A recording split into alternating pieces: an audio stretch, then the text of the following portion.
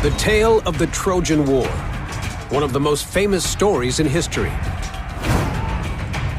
Archaeologists have shown there really is a war here at Troy. But how does it end? According to the legend, after 10 long years, the Greeks appear to abandon their siege.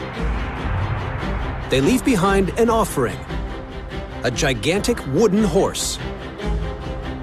But this gift hides a deadly secret. Stuffed inside are 30 Greek warriors, taking up all available space.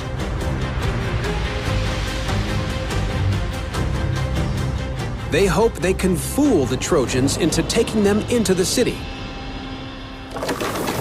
Can there be any truth in this legend? Archaeologist Louise Schofield searches for evidence that the Trojans might really fall for the famous trick. Chilling remains found in the citadel hint at an answer. During the excavations at Troy, dozens and dozens of horse skeletons were found, of which these are 2 skulls. The fact that we found so many is really unusual for a Bronze Age site, and it backs up the importance of horses to the culture of the Trojans. Horses are a significant part of Bronze Age culture and economy. They also play a vital religious role. People make statues of them or even sacrifice them to seek favor from the gods.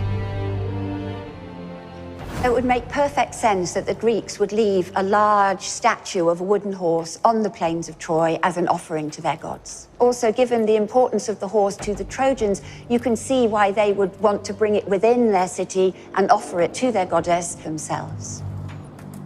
But the legend says that in just 3 days, the Greeks build a horse big enough to conceal around 30 warriors. Could such a feat be possible for Bronze Age engineers? A clue could lie in the nearby town of Chinakale. When Hollywood decided to make their epic movie Troy, this is the way that they envisaged the famous Trojan horse as looking, made of the remains of several dismembered Greek ships. The Greeks are expert engineers and boat builders. Louise believes they used this incredible shipbuilding talent to break the terrible siege of Troy.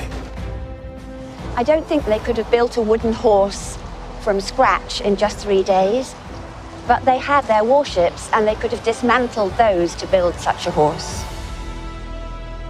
But is this replica horse the right size? Wow, this thing is huge. It's nearly 40 feet tall.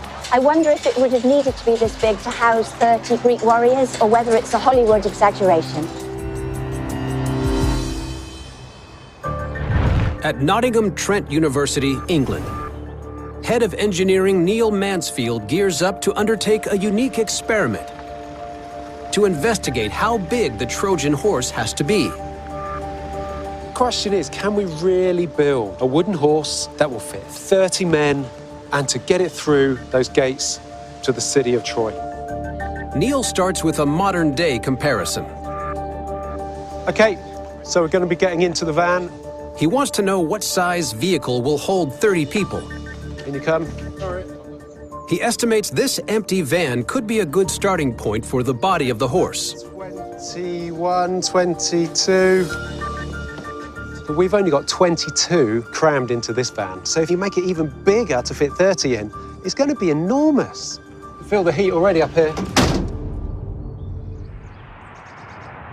Neil wants to know what size the horse needs to be and whether it will fit through the city gates. What are you up to?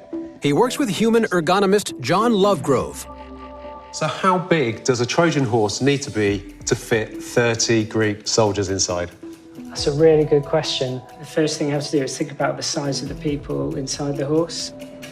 Skeletal remains show that 3,000 years ago, the average Greek soldier was around 5 foot 7 inches tall.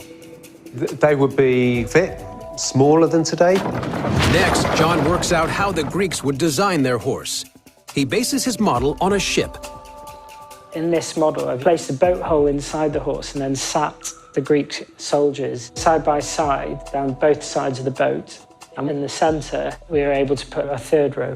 And while the soldiers are in here, Yeah. they probably wouldn't be wearing their armour. No. Storing their armor separately would keep the warriors cool and prevent them from being heard by the Trojans.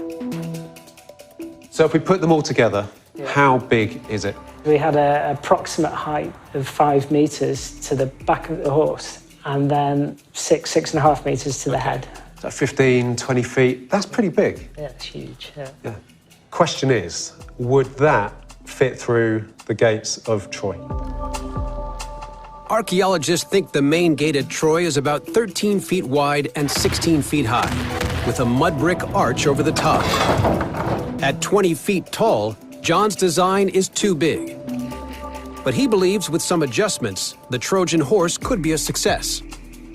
It could have been that the Trojans removed the top of the gates of Troy to allow the horse to pass through. Or I personally think that it was actually a much smaller group of soldiers. According to the story, all this squad needs to do is overpower the guards and open the city gates.